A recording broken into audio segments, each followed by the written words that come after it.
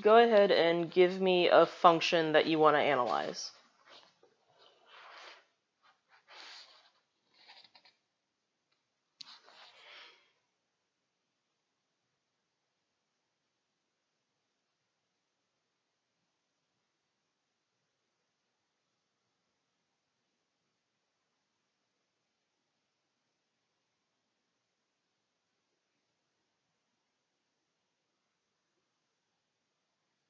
Waiting on y'all.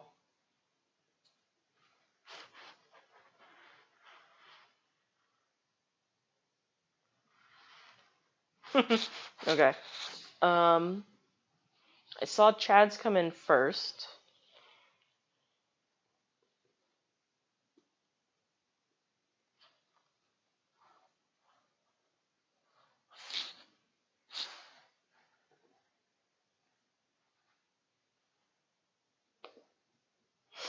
Alright, so 1 over the square root of x squared minus 1. That's your function, right, Chad?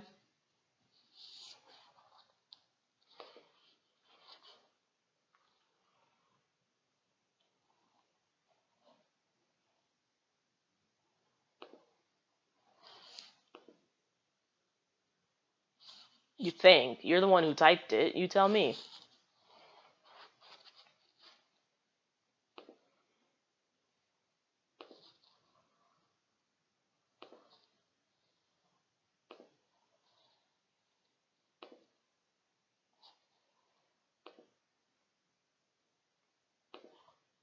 Oops. There you go. Alright, so then we want b to equal f of a.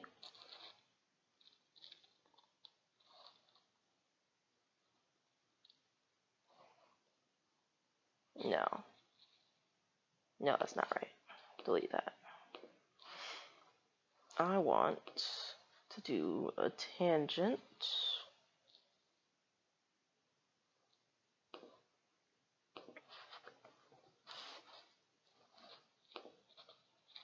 to point A on the function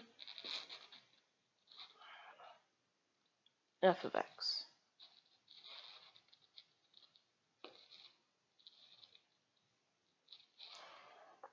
Alright, so there's our tangent line. Then I want to calculate the slope.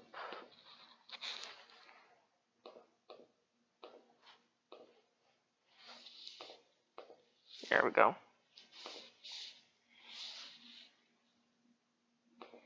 So the slope of this line. And then what I'll do is I want the point to be created a comma m. Okay. And then this, we're going to go into settings. I'm going to show trace the color. Let's say it's red. All right. So, yes, it's called college, Chad.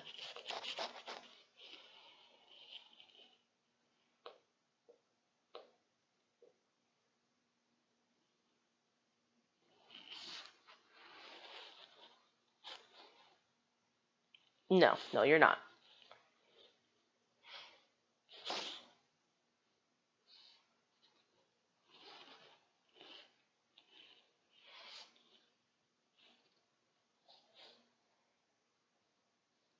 Not quite. All right. So, what we have here is we've got an approximate graph of our derivative, right? Now, this was a poor example because we don't see any maximums or minimums, right? Now, I didn't know that until I analyzed it. So,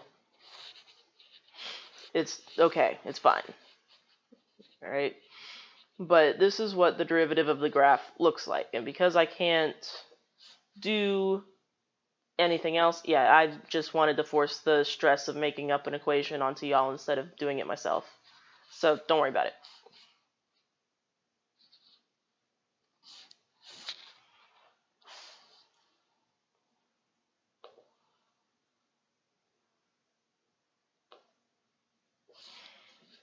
So what I'm going to do is I'm going to change the function. I'm going to make it x minus 3, x plus 4, x minus 2.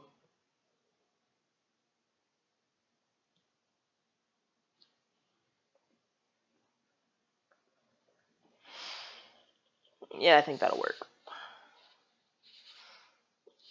So now the graph is changed.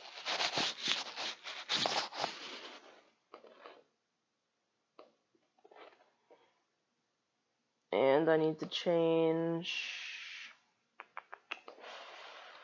minimum, let's say -5. Okay, I'll check my input. Can you go away?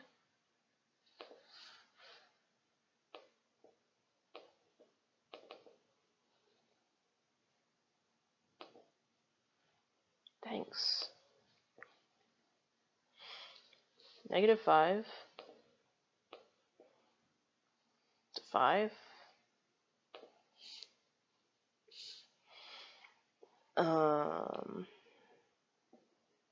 And then this will go -10. Maybe -20 to 40. Okay, you gotta go a little bit higher. 70. There, that works. So let's go -70 to 70, see what happens. Alright, cool. So we can see everything about this graph. And when I press play, we'll be able to see an approximation of the derivative of the function.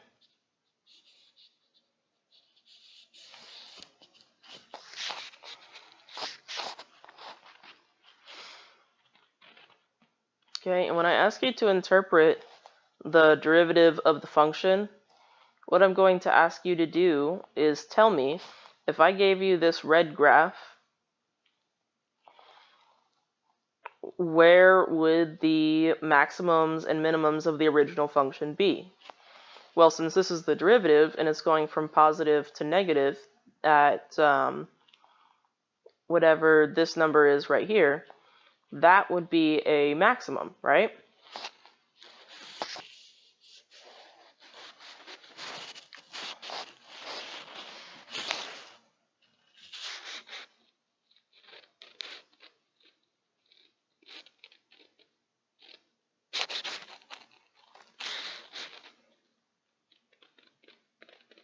Right?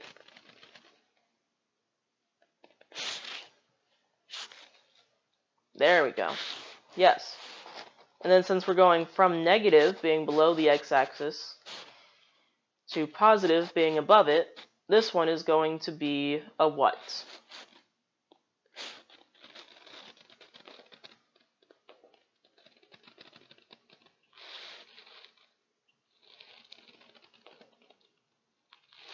This is the graph of the derivative. What is this value of the original function?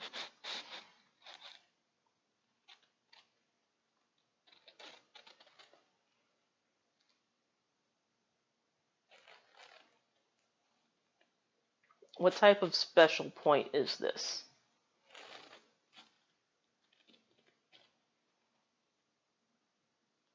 It is a critical point. It's not a tangent. Critical point, yes. But since this is the function of the derivative, right? And it's going from being below the x-axis. What's it mean when it's below the x-axis?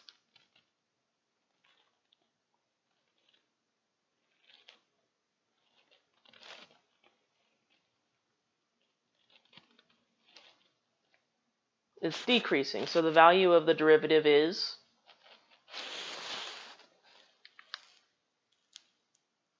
not up per cup, because this is the derivative function. The value of this derivative is negative over here. Now the value of the derivative over here is what?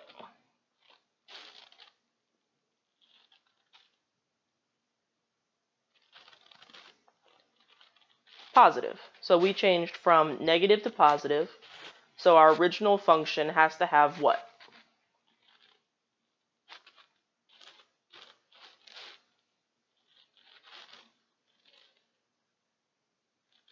What should our original function have at this point right here?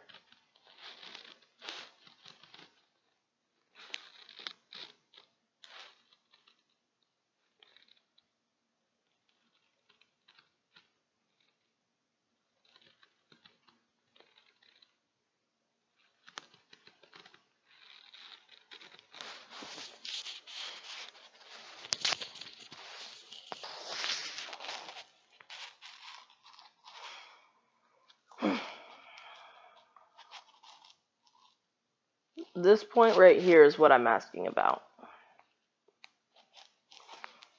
And up here, f prime of x, we said, was positive. Down here, we said f prime of x was negative. So when f prime of x changes from negative to positive, the original function has a relative min. Thank you, Chad.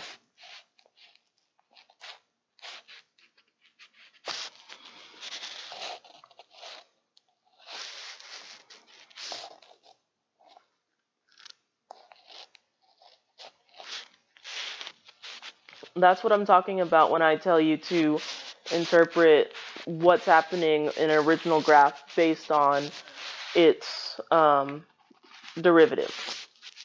Okay? So if this happened to be, yeah, that's what happens. It's like 11 o'clock, alright? I need to be up in like 5 hours, guys. We need to wrap this up. Yes, the other side would be a relative max.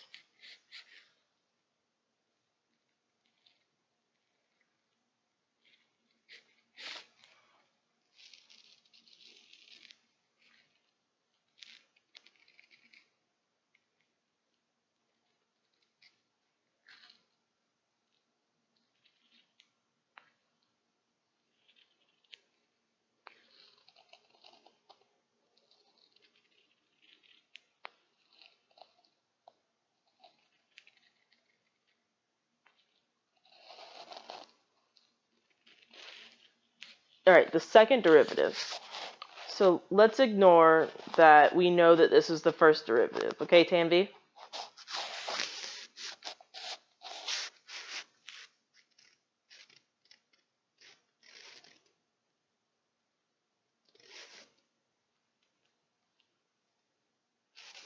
Alright, so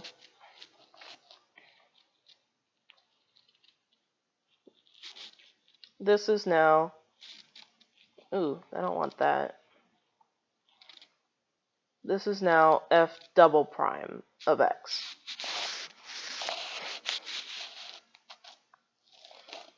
So over here, f double prime of x is positive,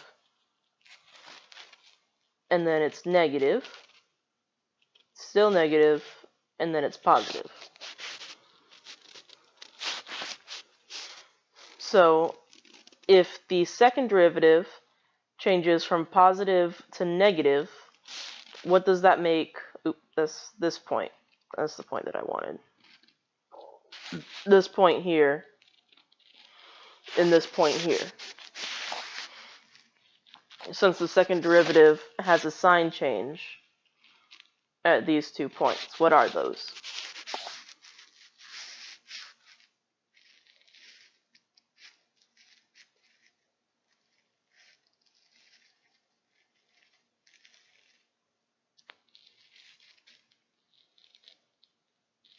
No, we're talking about the second derivative. What does the second derivative talk about?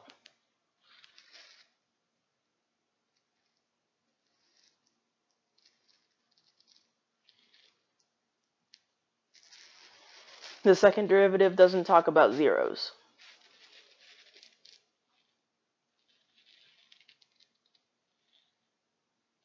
Concavity, yes. So if our concavity is changing from positive to negative, what must the point where it is 0 be?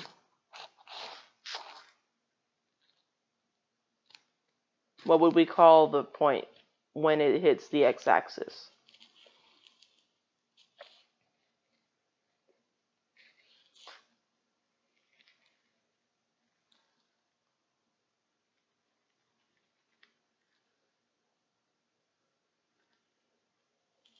Yes, an inflection point.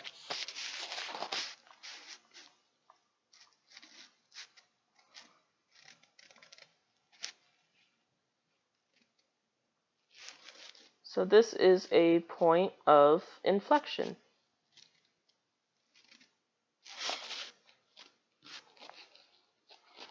And if you're looking at the graph, over here, the original graph, from negative infinity to whatever that value is, I'll call it like -2, should be concave up. This whole section should be concave down.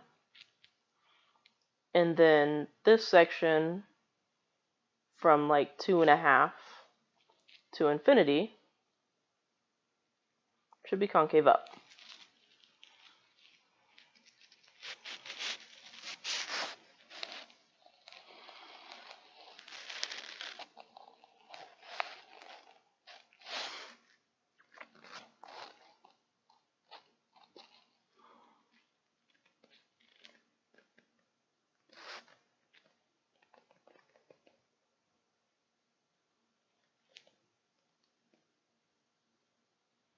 Yes, that is correct, Trad. Then you can combine the first and second derivatives to make the graph.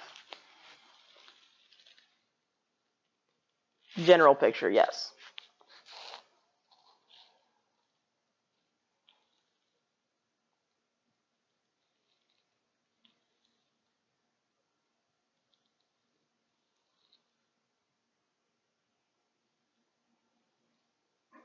All right, are there any quick questions left that I can answer without having to actually do anything on the screen?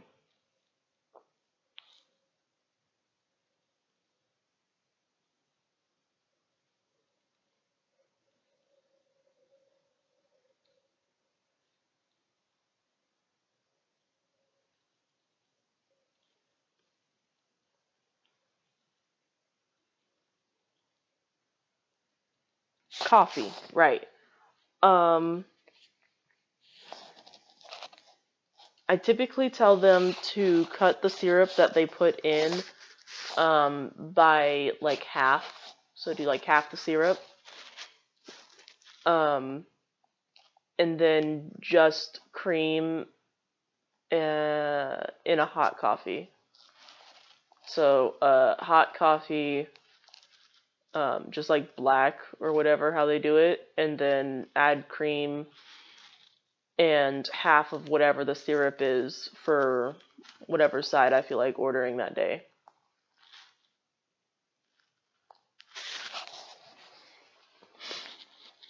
So, caramel,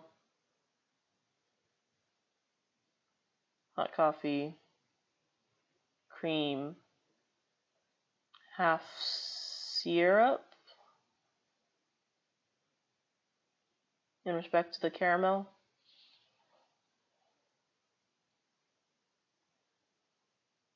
Yeah. That's how I take my coffee.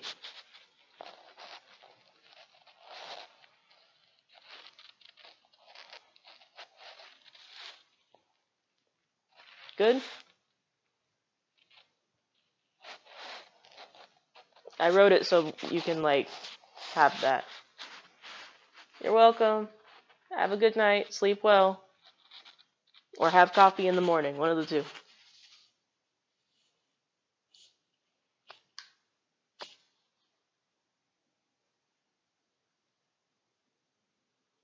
Alright, have a good night, Chad.